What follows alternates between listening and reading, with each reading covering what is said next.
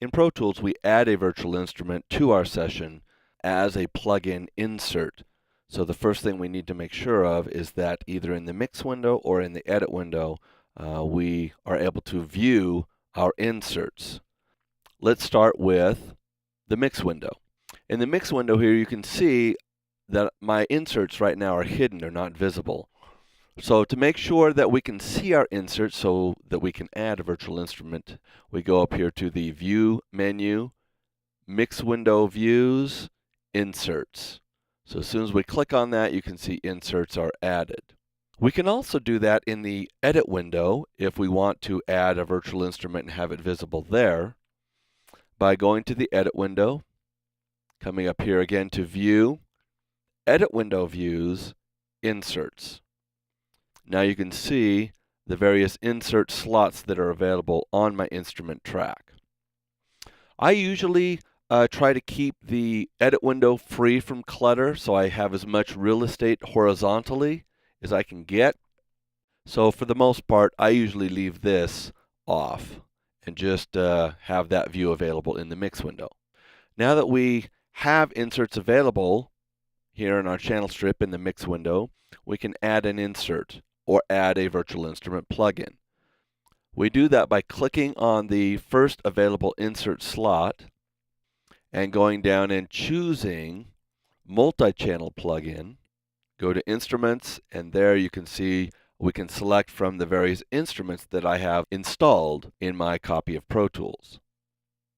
Pro Tools comes with 4 or 5 virtual instruments to help you get started. They are Expand, Boom,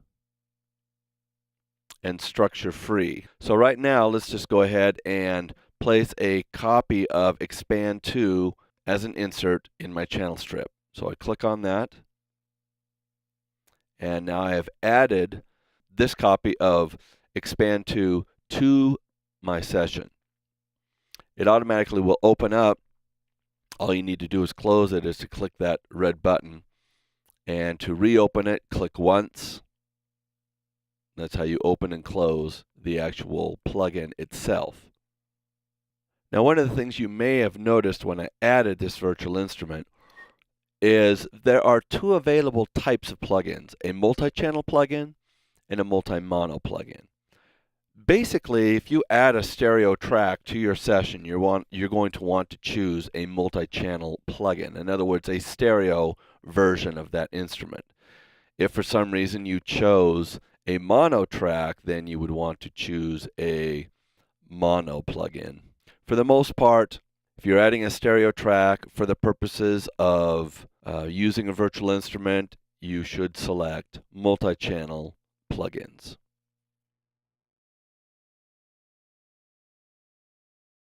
You can also choose to use virtual instruments in Pro Tools by using them on an auxiliary input track and an additional MIDI track. You remember I described earlier that an auxiliary input track combined with a MIDI track give you the same functionality as one instrument track.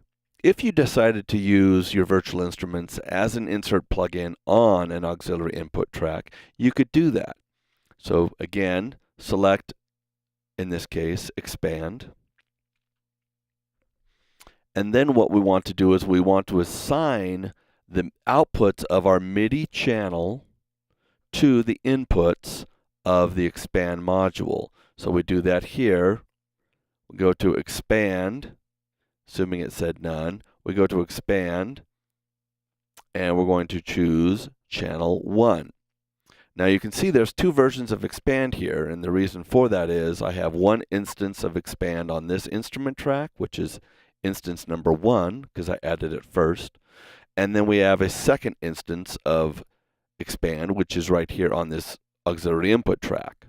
So now I can play my MIDI channel, and it is triggering via its MIDI output selector this copy of Expand. Now let's say that I wanted to record multiple discrete instruments in Expand and have each of them respond on different MIDI channels. I can do that as well. Select different MIDI channels, and then just add another MIDI track and assign it to channel 2. So this one is playing channel 1 right there. And this track we want to play expand second instance channel 2. So now this is playing this channel or virtual instrument. And when I record and enable this MIDI track, it's going to trigger channel 2. That way, I can have two discrete parts on two separate MIDI channels.